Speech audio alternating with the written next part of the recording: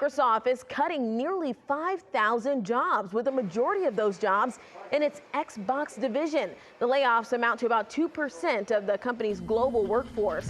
Now, Microsoft officials says that the roles are not being replaced by artificial intelligence, but the cuts are in response to how that technology has impacted the business's practices.